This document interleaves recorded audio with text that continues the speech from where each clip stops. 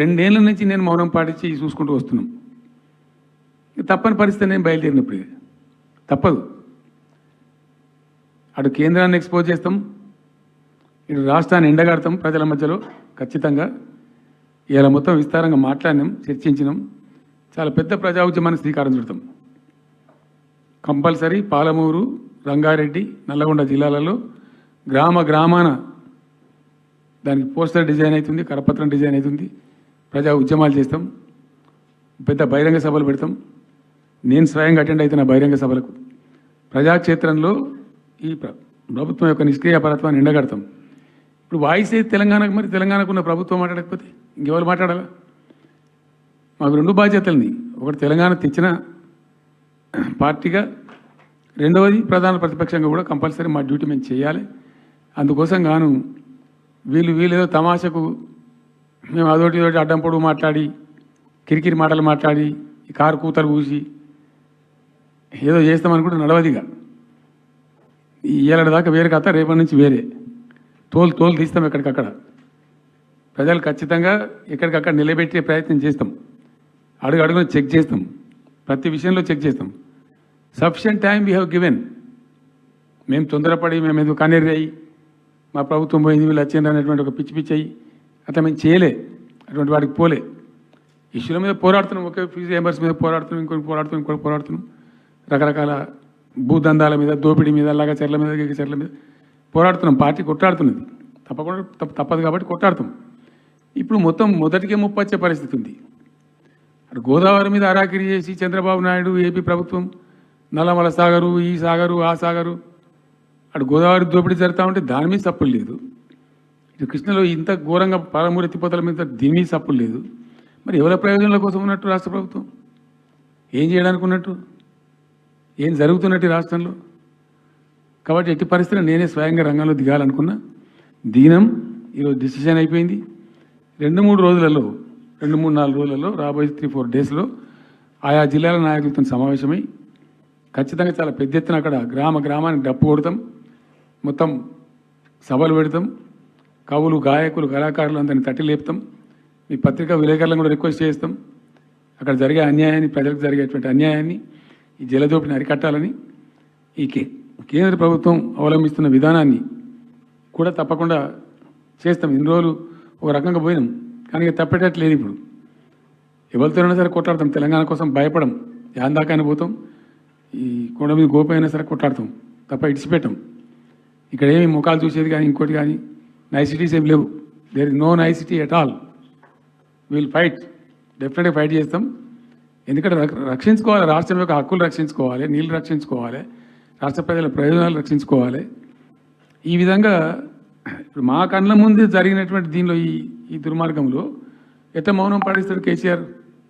ఎందుకు మౌనంగా ఉంటాం? ఎవరి కోసం ఉంటాం? ఎందుకోసం ఉండాలి? కాబట్టి అరాకిరి ముచ్చట్లు కావు. ఇష్టం వచ్చినట్టు మాట్లాడి, ఇష్టం వచ్చినట్టు ఆల్తు ఫాల్తు కూతలు కూసి ఏదో చేస్తామంటే అది జరిగేది కాదు, జరగనీయం. రెండవది, ఈ ప్రభుత్వం కూడా సర్వభ్రష్ట ప్రభుత్వం, సర్వంలో భ్రష్టమైంది. మేము చెప్తా, బీజేపీ కథ కూడా చెప్తా. ఎందుకు చెప్పా? డెఫినెట్గా చెప్తాము. అరే నువ్వు మా ఇంట్లోకి వచ్చి మాకు దోసుకపోతా నువ్వుకుంటామే, నాకు అర్థం ఎవరైతుంది. ఏమైనా ఉండొచ్చు కాక, ఏమైనా ఉండకపోవచ్చు కాక, నీ చేయబెట్టి పైసలు కూర్చుకుంటా అంటే ఊకుంటామా? సాధారణ కడికైతే కొట్లాడతాం కదా. యాక్చువల్లీ ఒక పద్ధతిలో ఈ రాష్ట్రం ఒక క్రమ పద్ధతిలో మంచిగా ముందుకు పోతూ ఉంది. సంక్షేమం విషయంలో కానీ, అభివృద్ధి విషయంలో కానీ, పారిశ్రామికీకరణలో కానీ, ఐటీ రంగంలో కానీ, క్రైమ్ తగ్గించడంలో కానీ, లా అండ్ ఆర్డర్ మెయింటైన్ చేయడంలో కానీ ఒక మంచి పద్ధతిలో పోతూ ఉండే. ఇవాళ ఏందండి, జంట నగరాలలో పట్టభాగాలు నడి రోడ్డు మీద హత్యలు జరుగుతున్నాయి, అడిగే దిక్కు లేదు. మానభంగాలు జరుగుతున్నాయి, రేపులు జరుగుతున్నాయి. ఎన్సీఆర్బీ రిపోర్ట్ ప్రకారంగా 20% క్రైమ్ రేట్ పెరిగింది తెలంగాణలో. పీస్ఫుల్ స్టేట్ ఉండే, ఫ్రెండ్లీ పోలీసింగ్ ఉండే, అవన్నీ ముఖ్యమైపోతున్నాయి ఇవాళ తెలంగాణలో. చూస్తున్నాం మేము, మనం పాటించడానికి చూసుకుంటూ, గమనించుకుంటూ, రికార్డు చేసుకుంటూ అని చర్చ చేస్తున్నాం ఎప్పటికప్పుడు. పెరిగిపోయినాయి. వాగ్దానాలు ఏంటంటే వీళ్ళు చేసినాయి. మంచిగా ఉన్న ప్రజలను, మాకు ఓటేసే ఉద్దేశంలో ఉన్న ప్రజలను పచ్చి అబద్ధాలు టెంప్ట్ చేసి, మోసం చేసి, ఈ రాష్ట్ర ప్రజానీకాన్ని మోసం చేసి, దొంగ మాటలు చెప్పి, మాయ మాటలు చెప్పి, అర్రాస్ పాటలు వాడినట్టు వాడినండి. వేలం పాట వాడినట్టు. కేసీఆర్ 10,000 ఇస్తాడు రైతు బంధుకు, మేము 15,000 ఇస్తాం. మహిళలకు 2,500 ఇస్తాం. కేసీఆర్ కళ్యాణ లక్ష్మి ₹1,00,000 ఇస్తాడు, మేము తులం బంగారం కల్పిస్తాం. మీరు పెళ్లిళ్ళు చేసుకోకుండా ఆపుండ్రి. ఇదే ప్రభుత్వం మీరు చెప్పినటువంటి మాటలు పెళ్లిళ్ళు చేసుకుంటూ ఆగిపోండి. మీరు నవంబర్లో చేసుకునే బదులు డిసెంబర్లో చేసుకుంటే తులం బంగారం కూడా వస్తుంది. ఉపన్యాసాలలో చెప్పినండి, మా ఉన్నాయి ఆ క్యాసెట్లని. ఇంకేం చెప్పిండ్రు? పెన్షన్ తీసుకునే ముసలి ఎవరైతే ఉన్నారో నవంబర్లో తీసుకోకుండా డిసెంబర్లో 4,000 వస్తుంది. తెల్లారే ఇంకేం మాట్లాడిండ్రు?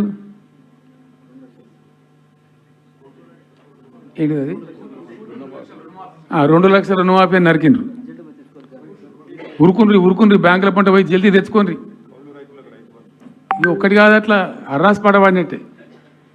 చివరికి విద్యార్థులకు, పాపం పేద విద్యార్థులకు ఇండియా ఒక స్కూటీలు కాదా బాబు, చాలా ఉన్నాయి. శాంతాడంత లిస్ట్ 420 హామీలని చాలా ఉన్నాయి. నేను కొన్ని హైలైట్ చేసి చెప్తున్నాను. టెంప్ట్ చేయడంలో ఫర్ ఎగ్జాంపుల్ ఇప్పుడు ఇండియా మొత్తంలో ఎక్కడ ఇయ్యరండి. మేము మొత్తం కూడా 100% సమ్మిళితమైన అభివృద్ధితో మేము ముందుకు పోయినాం. ఇట్లా ఏకపక్షంగా ఏకోన్ముఖంగా పోలే. మేము ఆల్ ఫ్రంట్స్ కవర్ చేయాలని చూసినాం. పేద పిల్లలు ఉంటారు, వాళ్ళకి పాపం విదేశీ విద్య లేక సీట్ వస్తుంది, చదువుకోవాలని ఆశపడతారు, పోలేరు.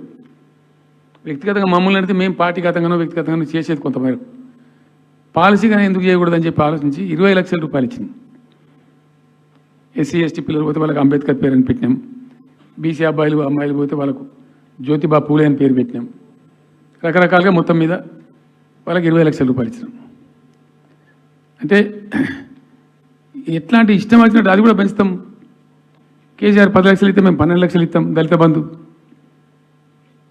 ఇట్లా ఎన్ని అండి ఇష్టం వచ్చిన అంటే నోటికి మొక్కాలిగా. అది కూడా 100 రోజుల లోపలనే ఇస్తాం. ఆ కార్డులు వంచుడు, సంతకాలు పెట్టి బాండ్ సంతకాలని ఇంటింటి కార్డులు వంచి మొత్తం చెడగోపం పెట్టారు.